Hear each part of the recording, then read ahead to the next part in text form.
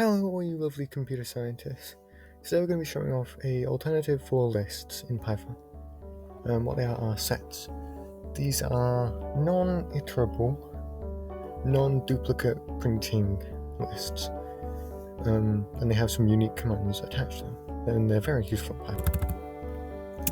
So, in Python there are multiple different list-like item structures. We've obviously got the list, and then 2D array, both very list-like.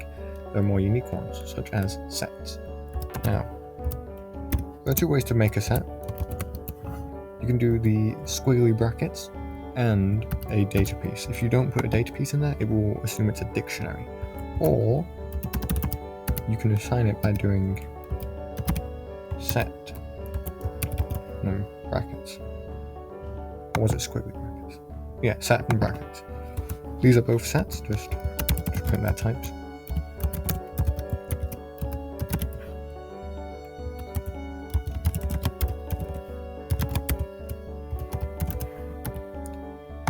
As you can see, both sets, and like I said before, if you don't put a data item, if you're assigning it the first way, it becomes a dictionary.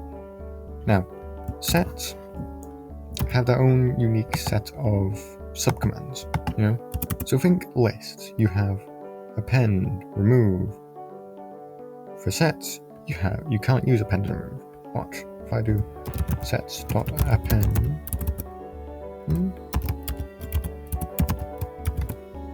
it will return an error. See? Same if I do remove.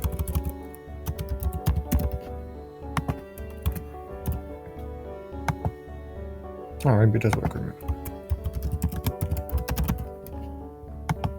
It works with remove, sorry. But it doesn't work with append. And so what you would need to do is something called add.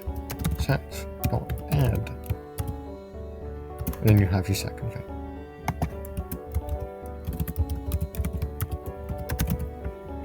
Sets. As you can see, SE. Now, I was going to show the alternative to .remove, but you can use .remove for it, see? But what it is would be discard.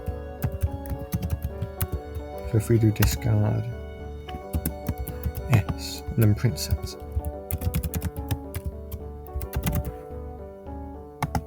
See? Remove the S.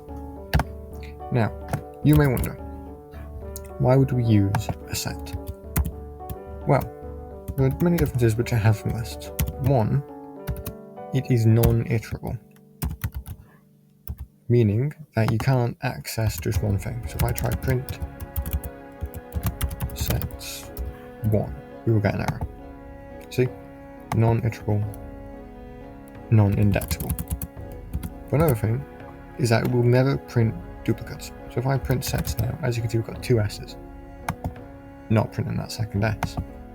No matter how many S's we add, it will never print any more. It will only print the first instance of that item, so only the first S. If we added another T,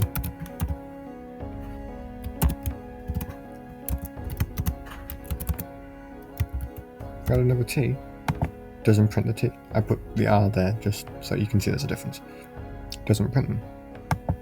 And that is a big piece of why people use sets. Yeah, it's good. What you can do is, I think, if I remember correctly, you have sets inside a list. See? Sets inside a list. And they still work as sets. They will still not print the same things. They don't swap data structures inside a list. However, it does not work the other way around. You cannot have lists inside a set.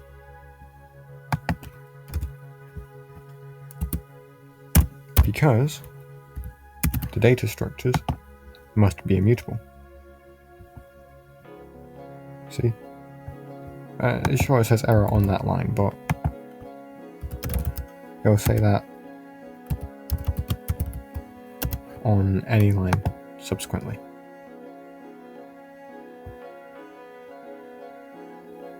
Because I forgot to bracket, never mind. unhashable type list on line 1. So you can have sets inside a list, but not lists inside a set, because the data pieces must be immutable. Thank you, that's the basics of sets.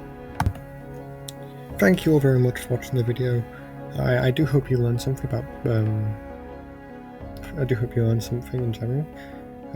If you did, please like, comment and subscribe, especially comment, because it helps me make better videos, and if it helps me make better videos, you get more, I learn more, you learn more, we all learn more, we're happy, we're smarter. If we're smarter, well, we're more intelligent. Isn't that good?